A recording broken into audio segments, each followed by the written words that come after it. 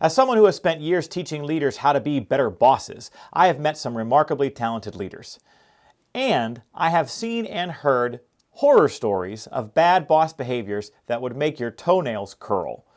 Among those leaders who are the most successful at energizing teams, changing culture, activating employees, and producing results are a core set of beliefs that are constantly present. First, when it comes to their employees, the best bosses believe they know more than I do.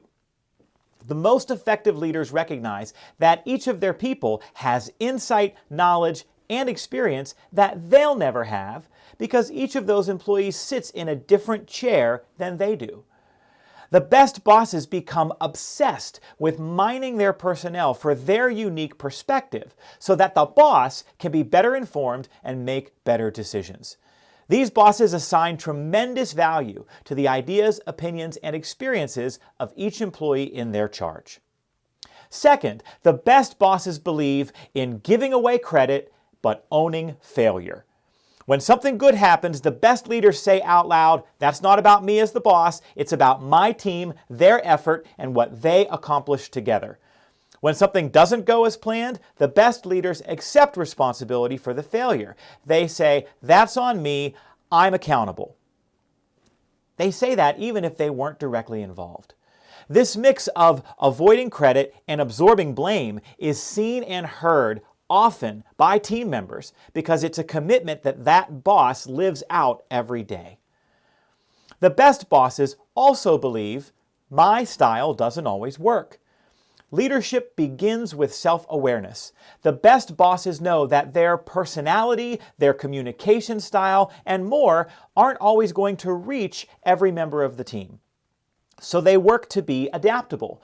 They work to show up in different ways to meet people where they are. These bosses use tools like the MBTI or Strengths Finders to understand the naturally occurring differences between themselves and others so that they can then flex their style to be more successful.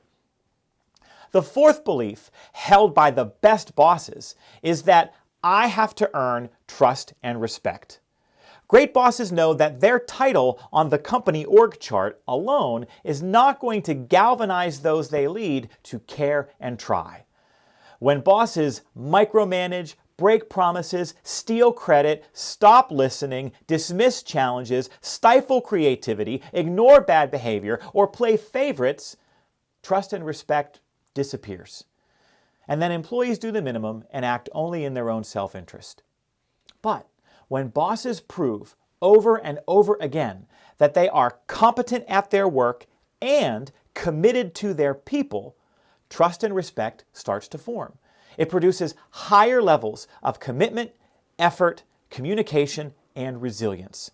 Trust and respect really are the magic fairy dust of employee performance. Lastly, the best bosses will tell you, my job is to create the conditions for people to thrive. Ask a leader what they do for a living, and you'll get a variety of answers. You'll get a list of tasks and responsibilities, of problems they solve, of obligations they must tackle each week, and more. Many will tell you, I put fires out every day. But among the elite, among the very best bosses in the world, is a greater responsibility. One that sits above the tasks and duties that live with that manager day to day, like doing reports or going to meetings or solving problems. Great bosses come into work every day believing that their job is to figure out what these people need to be at their best every day, and then I'm going to fight like crazy to provide that for them. These bosses believe it is their fundamental duty to create the conditions that lead people to thrive. These are the 5 beliefs of better bosses. My people know more than I do. I give credit and own blame. My style doesn't always work. I have to earn their trust and respect. And my job is to create the conditions for people to thrive. If you want to spark your team, cultivate commitment, and be the kind of boss that people actually want to work for, these beliefs are your roadmap. Embrace them as your own, and then translate them into consistent action that is authentic to you and visible to your teams, and you'll be well on your way to being a better boss. Remember, Commitment comes from better bosses. Visit joemull.com today. Thanks for watching. See you next time. Hey, are you a BossBetter insider? Go to bossbetternow.com to subscribe and get all of my videos, articles, and more as soon as they are released, delivered directly to your email inbox. Plus, you'll be among the first to see every time I get a new haircut, like this one, which may or may not be terrible.